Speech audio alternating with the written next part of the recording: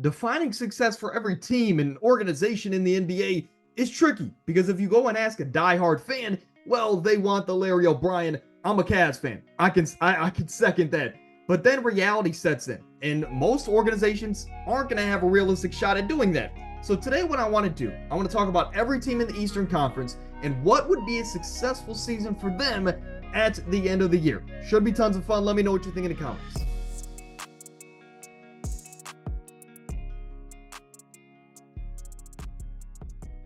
To add on to what I had to say just a moment ago, again, we drop 4 videos a week here on the channel. We have fantasy football content, NBA content, NFL content. We do a little bit of everything. So if you enjoy, consider supporting down below. But let's get into it here. And I'm going to start at the bottom with the Detroit Pistons. You couldn't get much worse than them last year. I think 18 wins on the season. They get rid of a coach that they just paid millions to in Monty Williams.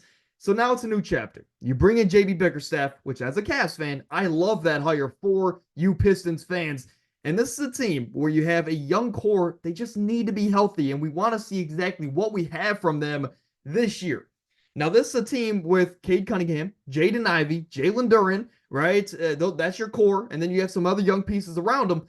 To me, you gotta make a statement this year. Now, the last 3 years, you've been 15th, and 14th. We don't want to have that this year, not in 2024. I think that this is a team with a young core that has a lot of potential. And I think with the right coach, which they now have, can make a deep run.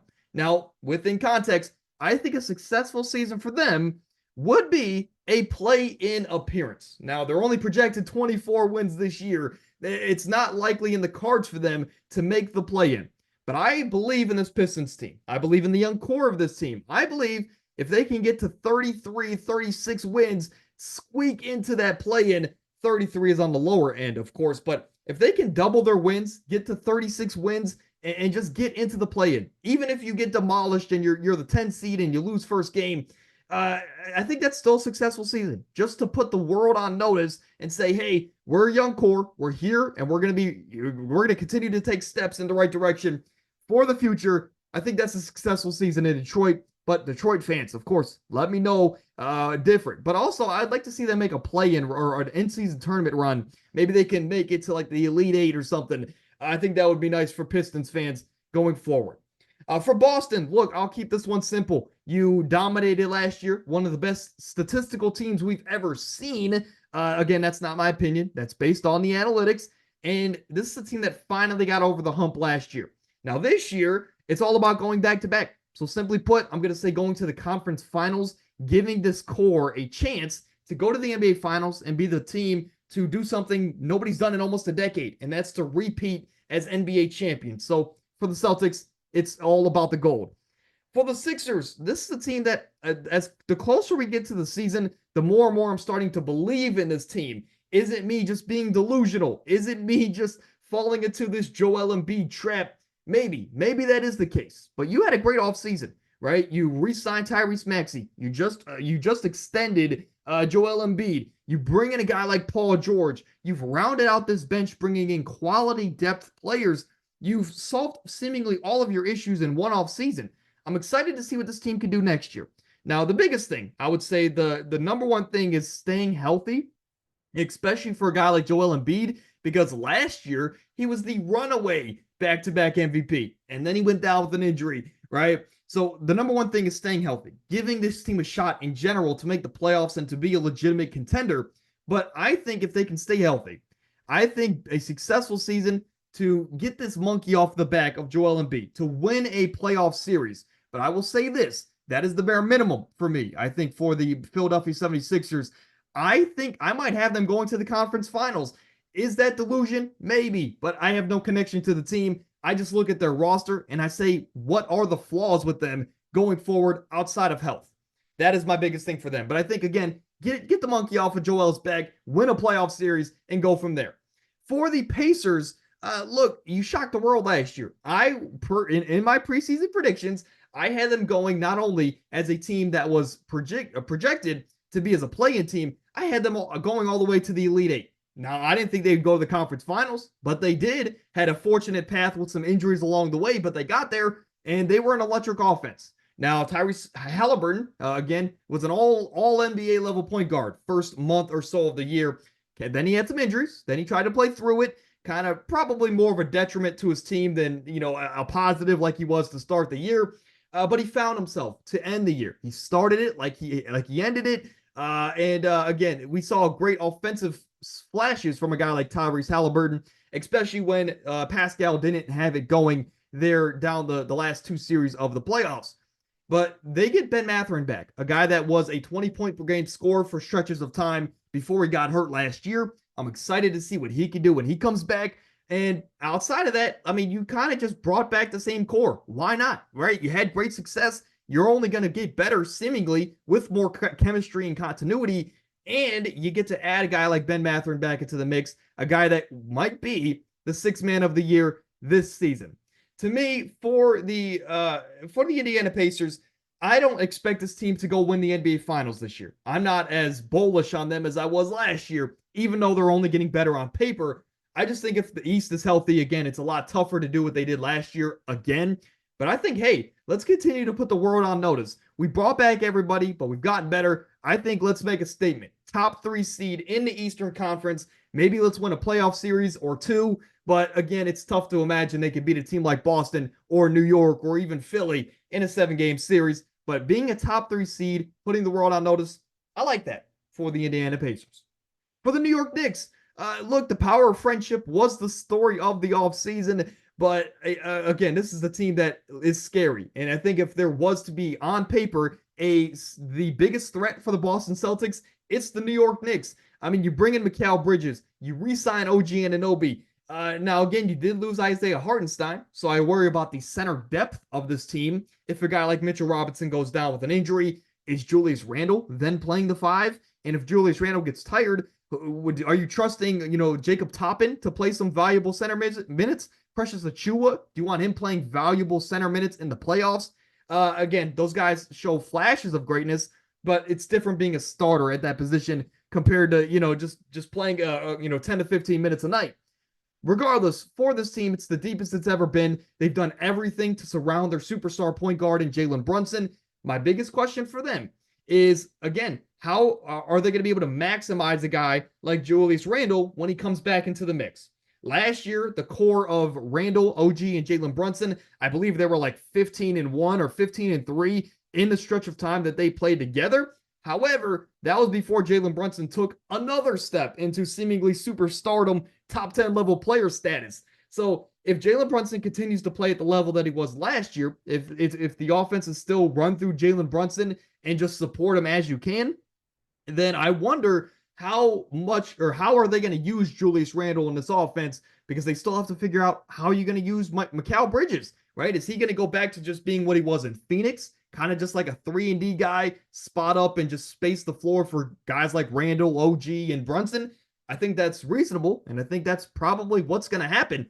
But the biggest question is maximizing the core that you have of OG, Brunson, and Randle. Figure out how to use those guys offensively. But look, you have the roster to do it. You were right there last year if Brunson didn't go down. I like a conference finals appearance. Give your team a shot to make the finals for the first time since the late 90s.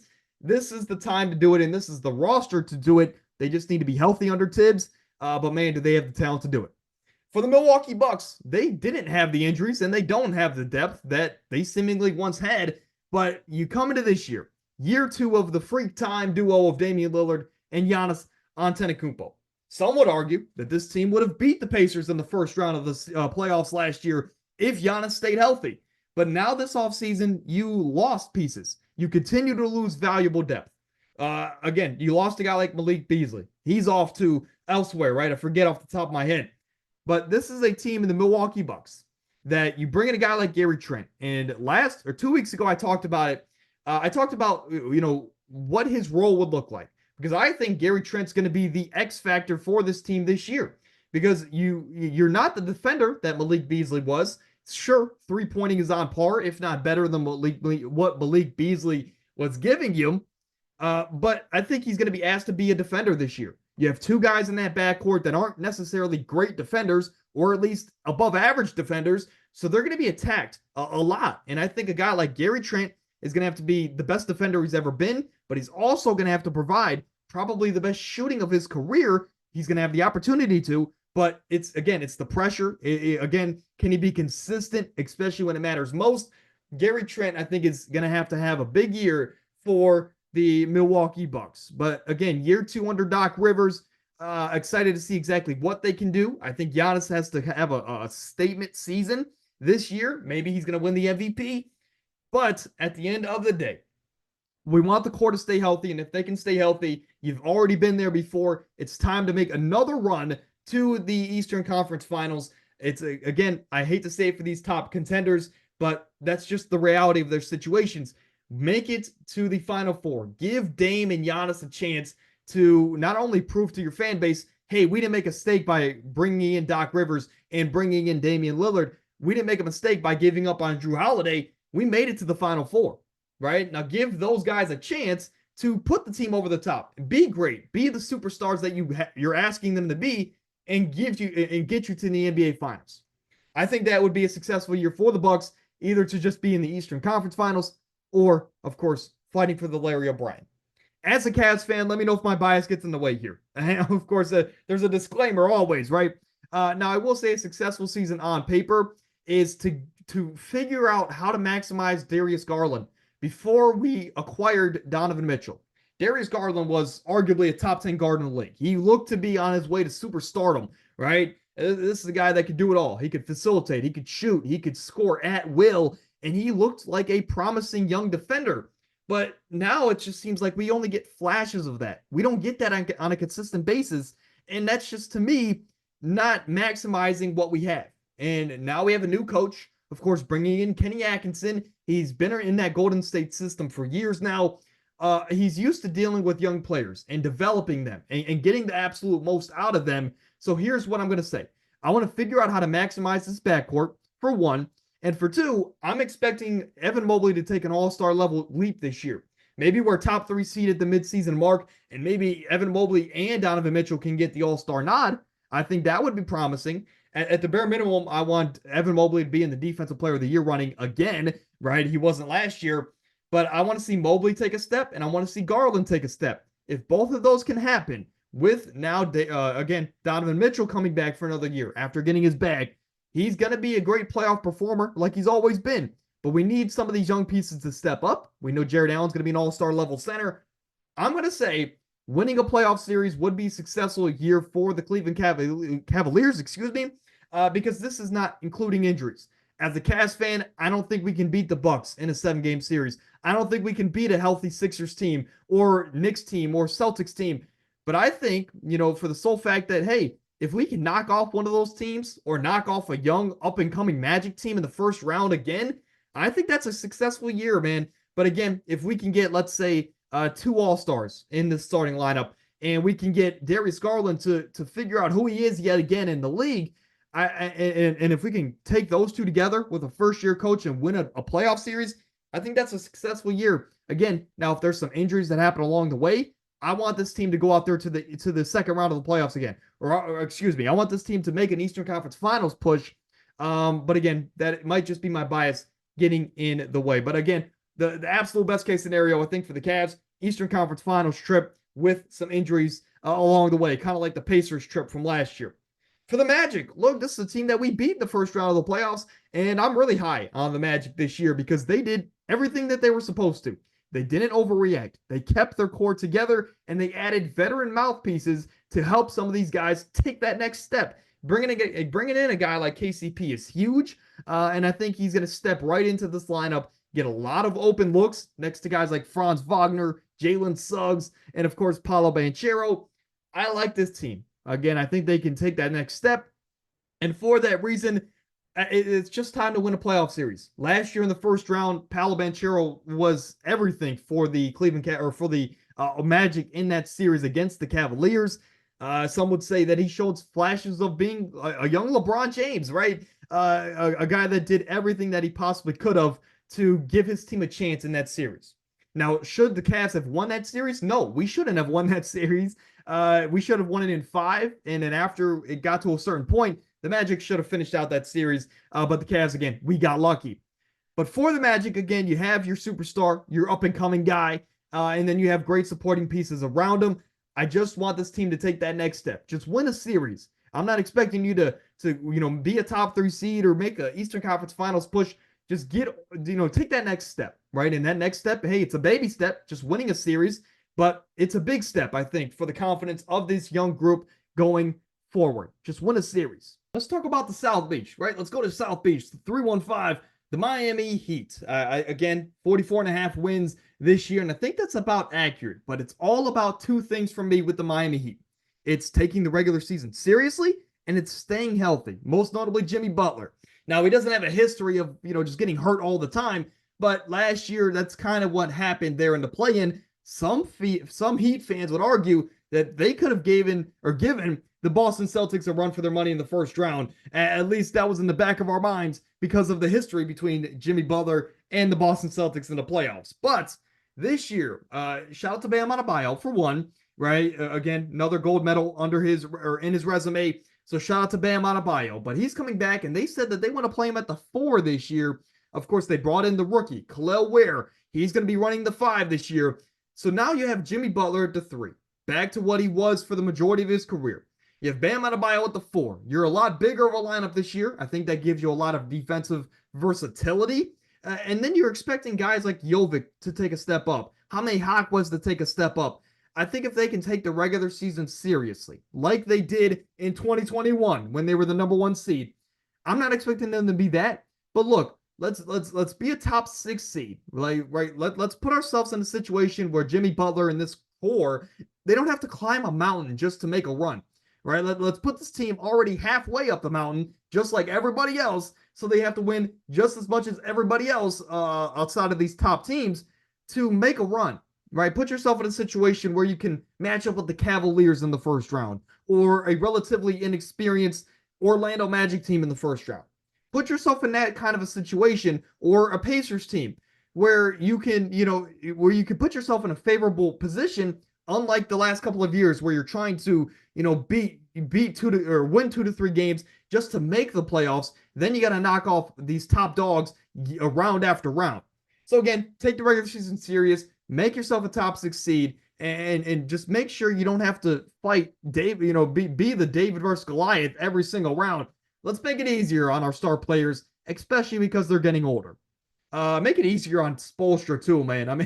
I mean, I'm sure it'd be much easier for him to game plan against the Magic or a team like that outside of the Boston Celtics.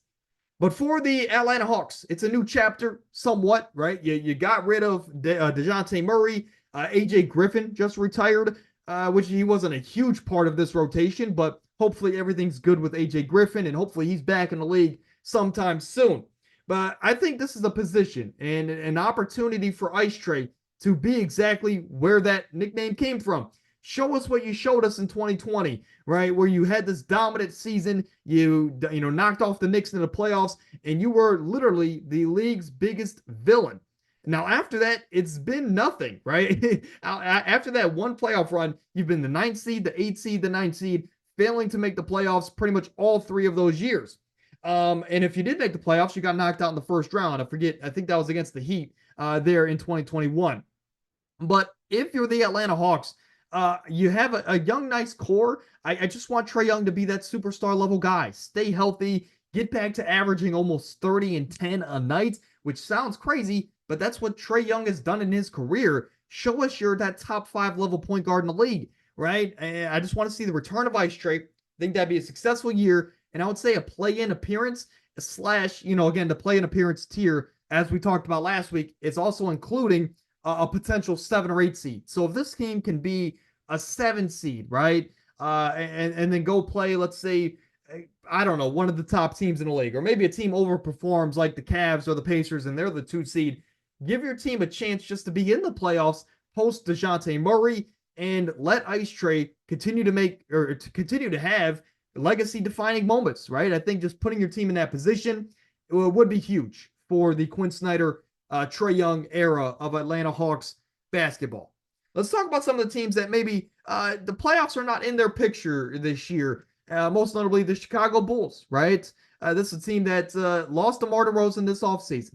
On the plus side, you have a guy like Lonzo that's going to finally play basketball for the first time in almost 3 years. So I'm excited for Lonzo, right? I'm excited for him to return to the court. The last time we saw him, he was an all-star, all-NBA level point guard, at the bare minimum, an all-defensive level point guard. But this is a guy that is coming back to a situation with Zach LaVine, who's been a bit of a drama queen. So what do we do with Zach LaVine? Something to look out for.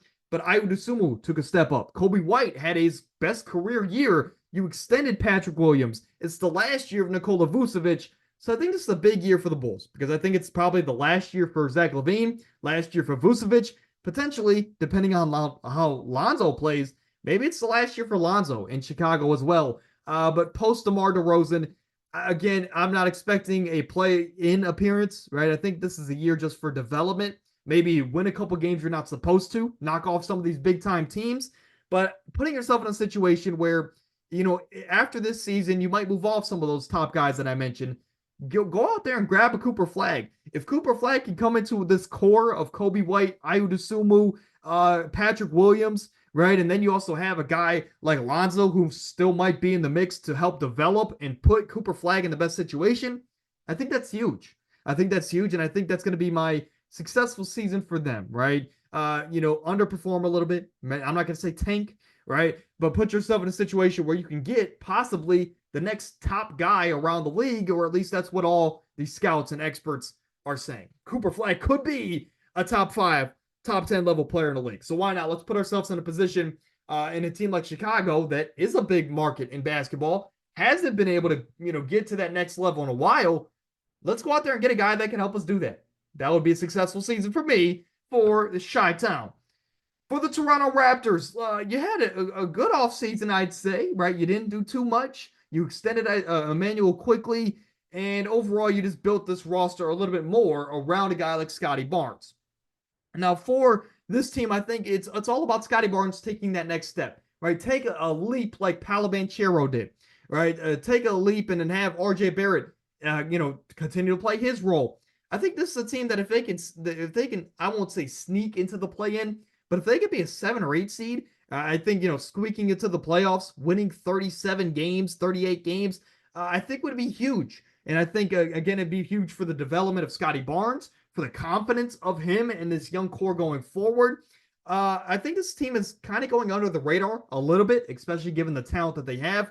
But it's all about Scotty Barnes. If he can take that next step, let's say go up 2 to 3 points a game, be an all NBA level defender, I think it's huge for him. And of course, I think it's going to give this team a lot higher of a ceiling in 2024, 2025. So I'll say a play-in appearance for the Raptors. And this upcoming year would be a successful year. Maybe they can sneak into the playoffs, right? Give Boston, make it difficult on them in the first round, or make it difficult on OG in the first round if you match up against the Knicks. That I think would be fun.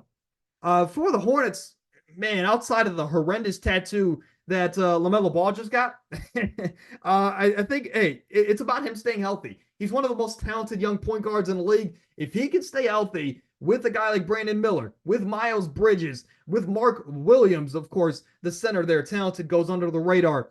This team has a lot of young talent. They just need their, young all-star level point guard to stay healthy. If he can do that, I think this team can have an interesting season. And again, if they can make a play-in push just like the Raptors, it's huge for the young core, right? Their mentality, their confidence, their continuity going forward. It just all depends on LaMelo. I think he can get them to 30, 31 wins, maybe 33 on the high end. Hey, if everything goes right, if Brandon Miller continues to take that next step, maybe they can go 35, 36 wins, make the play-in. Again, we're talking about a successful year. And again, even if they lose as a 10 seed, I think that's still just a successful year to just make it, right? Just to make it to that point would be huge for some of these young guys going forward. For the Wizards, I think, hey, it's Cooper Flagg or nothing, right? I think you have an untradeable contract on your team in Jordan Poole, a guy that you traded for and extended because you thought, hey, you were going to get what he was in Golden State. It's everything but that, right? At least what we saw on the court last year. And then this offseason, you go ahead and trade away one of your best young players from last year in a guy like Denny Abdia. Questionable offseason for the Wizards, but you bring in Alex Sarr. He, I think is going to be a lot better than what he showed in the preseason. give him time here. Again, he wants to play the 4. Give him time. Kuzma is going to put up all-star level numbers. He's not going to be there because of his team success. But Corey Kispert, I think, continues to be one of the best young shooters in the league this year. But outside of that, I think, again, you have a lot of young talent. It's a year for development. And just like the Bulls, this is a team that hasn't been relevant in a while. So put ourselves in a situation to get maybe the next generational star in Cooper Flagg and continue to develop our talent. I think that's a big season, a successful season for the Wizards. Also, can we get the Poole party to return, Jordan Poole? I think that would open up the rest of the team's potential if he can return to somewhat of what he was and what he was paid to be there from Golden State. The last team here, I think, is the Brooklyn Nets, and it's the same song and dance. You are not in a great position. You're only projected 19 wins this year. You lose Mikal Bridges. You're about to trade Cam Johnson, or at least that's what the reports say. It's really Cam Thomas, Nick Claxton, and a bunch of other unproven talent for the most part, right? So again, questionable year in Brooklyn. I don't know exactly how many games they're going to win. But at the end of the day, I think they might end up winning 18, 19 games, kind of like the Pistons last year. They're going to be in the lottery, but can they have the luck to get a guy like Cooper Flagg to change the trajectory of their franchise? That's going to do it here. Of course, right behind my head, we have Atlanta, Chicago, and Toronto. We just talked about those in the last couple of minutes, but if you missed those, go check those out. But again, this is the quick look at what would be a successful season for all 15 teams in the Western Conference. Now, I will say this. Next week is going to be exciting. Next week, I have a hot takes / just overall season predictions video that I'm excited to bring to you guys. I'm excited to do that for you. But episode 211, right? We're on the road to 19,000 subscribers. The support has been there as of late, so thank you. But if you enjoyed, hey, drop a like, subscribe to the channel, turn those post notifications on. Consider telling a friend to tell a friend. Of course, the channel I'm hoping can grow, but it can't get there without you guys at home, especially if you're listening at this point in the video. I appreciate you, right? You enjoyed at least a little bit. But at the end of the day, I will see you guys tomorrow. We have some fantasy football content on Thursday, NFL Week 4 predictions. Of course, we'll talk about some contenders and pretenders. But until then, stay happy, stay healthy. I'll see you guys then.